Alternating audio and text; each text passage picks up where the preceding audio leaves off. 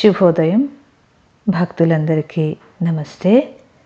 ఈరోజు మనం తులసికి ప్రణామం చేసేటప్పుడు ఉచ్చరించవలసిన మంత్రం విందాం. బృందాయై తులసిదేవ్యాయై ప్రియాయై కేశవస్య చ విష్ణుభక్తి ప్రదే దేవి సత్యవత్యై నమో నమః. బృందాయై తులసిదేవ్యాయై ప్రియాయై కేశవస్య చ విష్ణుభక్తి ప్రదే దేవి సత్యవత్యై నమో నమః అని కేశవుని ప్రియమైన ఓ వృందేదేవి, తులసీదేవి, నీవు విష్ణుభక్తిని ప్రసాదింపగలదానివి మరియు పరమ సత్యవతివి.